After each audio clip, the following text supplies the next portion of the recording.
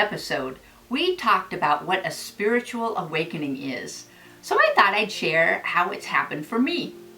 I've told bits and pieces throughout these videos, so excuse any repetition.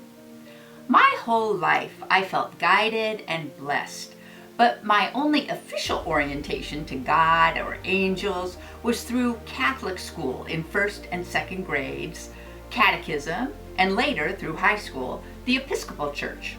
I loved church camp as a preteen and had always felt a sort of connection with the divine through nature. But I was so turned off by the vengeful, judgmental God angle, and I could never reconcile that with a loving Jesus. It's never made sense to me. But my soul always yearned for that loving, divine connection. Fast forward to age 48, when I was a member of a women's small business leads group, where most members had a spiritual orientation. It was Boulder, Colorado, after all. Elizabeth was a life coach, and at an initial freebie session, it came out that I was still grieving my mom's passing from 15 years earlier. Elizabeth said, "Well, what if your mom's really happy now? What if she's watching over you and cheering you on?" That just clicked for me. I had definitely felt my mom's presence and guidance regularly.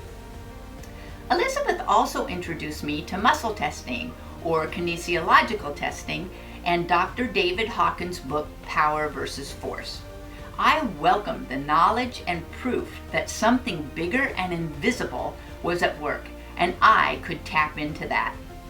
I had long been drawn to the Force from Star Wars and knew that something like that was a real thing. I kept hearing about A Course in Miracles, and as I soon learned, anything that came up for me repeatedly, I should pay attention to. It was a message or guidance for me. It introduced me to the whole fear-based ego personality mainstream thinking versus our loving, divine, true connected self, and how much inner work it takes to change our thinking from fear to love. I started watching myself, my behavior, and catching myself acting from some sort of fear. Anger, resentment, disappointment, competitiveness. At first I was really down on myself as I became aware of just how much I had bought into the fear thing. As a major sign of spiritual progress is developing self-compassion, non-judgment, and love for yourself, which then spills over into compassion and non-judgment and love for all others. Pretty soon, I was snarfing up books and audiobooks, seminars, classes, intuitive readings, retreats, and study groups.